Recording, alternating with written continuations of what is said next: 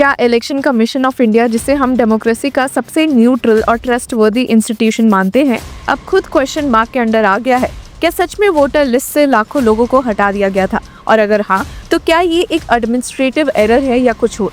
या फिर जिन्होंने ईसीआई पर ये इल्जाम लगाए हैं वही गलत है, जिन्होंने अपनी बात एग्जैजरेट कर दी? सेंटर स्टेज पर अब है election commission of India, Bihar के वोटर लिस्ट और कुछ पिटिशनर्स, जिसमें एक वेल नोन नाम है योगेंद्र यादव। और ये कहानी है ट्रस्ट वर्सेस ट्रांसपेरेंसी की। अब सीन स्टार्ट होता है सुप्रीम कोर्ट के अंदर, जहां इलेक्शन कमीशन ने अपना अफिडेविट फाइल किया है और उस अफिडेविट में ईसीआई ने डायरेक्टली अक्यूज किया है पिटिशनर्स को of making incorrect and false claims in an attempt to derail the process. यानी ईसीआई का कहना है कि जो लोग हमारे वोटर रोल रिविजन प्रोसेस को चैलेंज कर रहे हैं, उनका असली इंटेंशन ट्रांसपेरेंसी नहीं है बल्कि डिस्ट्रप्शन है। अब कोर्ट में मैटर सुना जा रहा है bench of justice Suryakant and Joymalya Bagchi द्वारा, जहां ईसीआई के counsel senior advocate Rakesh Dwivedi ने कहा कि the petitioners are trying to mislead the court and derail the special intensive revision exercise in Bihar. अभी लाइन सिंपल लगती है, पर इसके पीछे एक पूरा कंट्रोवर्सी का जंगल है। हर इलेक्शन से पहले वोटर लिस्ट का एक प्रोसेस होता है, स्पेशल इंटेंसिव रिविजन।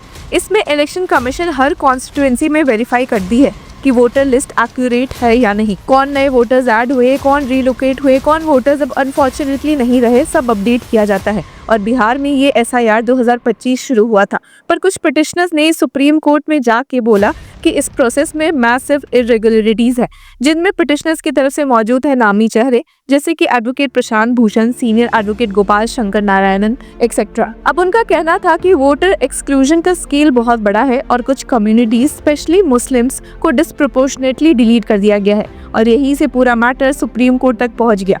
अब ईसीआई ने अपना अफिडेविट फाइल किया है और एक एक पॉइंट समझाया है। तो पहला पॉइंट है, petitioners are trying to derail and disrupt SIR.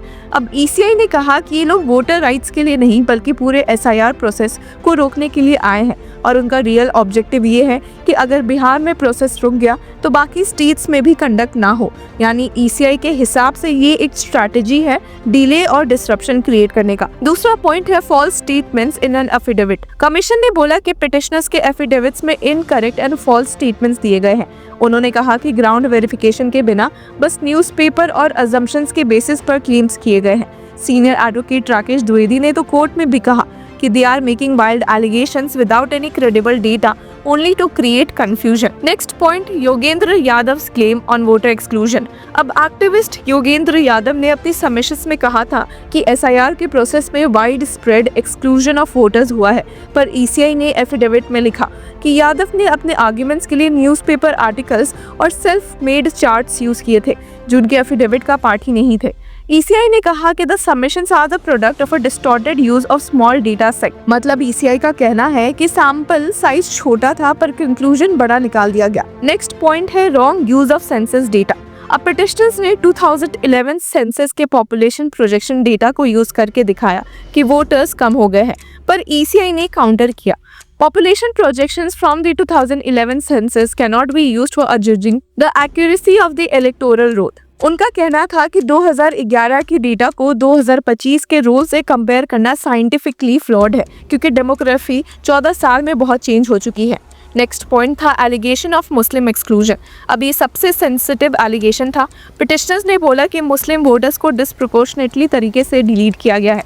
अब ईसीआई ने इस पर स्ट्रांगली रिएक्ट करते हुए कहा कि the petitioners approach on this issue is communal and should be deprecated, और क्लैरिफाई किया कि the ECI database does not capture any information on religion. यानी कमीशन का कहना है कि रिलीजन वोटर लिस्ट में कोई फैक्टर ही नहीं है और कम्युनल कलर देना प्रोसेस को पॉलिटिसाइज करना है। नेक्स्ट पॉइंट है एक्चुअल नंबर्स का ब्रेकडाउन, फैक्ट्स एंड फिगर्स। अब ईसीआई ने अपने एफिडेविट में एग्जैक्ट डेटा दिया है जो काफ़ी क्रूशियल है। उन्होंने कहा कि there were 7.89 crore voters on the earlier root. इनमें से 7.24 करोड़ वोटर्स ने एनुमरेशन फॉर्म सबमिट किया ड्यूरिंग एसआईआर, 65 लाख वोटर्स ने नहीं किया। और अब उन 65 लाख का क्या हुआ? तो ईसीआई ने ब्रेकडाउन दिया कि 22 lakhs were deceased, 36 lakh had permanently shifted, 7 lakh voters were enrolled elsewhere। मतलब ये डिलीशंस आर्बिट्रेरी नहीं थे बल्कि लॉजिकल और वेरीफाइबल रीजंस के बेसिस पर हुए। नेक्स्ट पॉइंट है डिलीशन फॉलोड ड्यू प्रोसेस। अब ECI ने कहा कि 3.66 lakh deletions from the voters list were made after notices, hearings and speaking orders by election officials, और अब तक कोई अपील फाइल नहीं हुई। यानी अगर डिलीशन अनफेयर होते तो लोग डेफिनेटली अपील करते।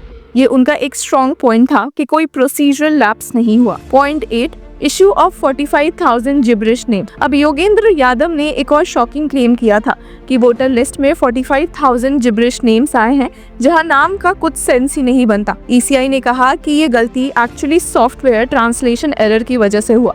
Errors arose only in Hindi translations through software. English entries were accurate and verified by booth level officers. यानी जब इंग्लिश डेटा को हिंदी में कन्वर्ट किया गया तब कुछ कैरेक्टर्स गलत प्रिंट हुए, पर वोटर एलिजिबिलिटी पर इसका कोई असर नहीं हुआ क्योंकि इंग्लिश रिकॉर्ड सही और वेरीफाइड था। कमीशन ने कहा कि the discrepancy has no impact on the eligibility of an elector. तो बेसिकली ग्लिच था, फ्रॉड नहीं। Next point, zero house numbers controversy. अब योगेंद्र यादव ने बोला था कि 4 लाख वोटर्स के घर का नंबर 0 लिखा गया है और ये इरेगुलरिटी है, पर ECI ने समझाया कि these are notional house numbers. मतलब जब किसी एरिया में ऑफिशियल हाउस नंबरिंग नहीं होती तो फैमिली ग्रुपिंग के लिए टेम्पररी नंबर दे दिया जाता है।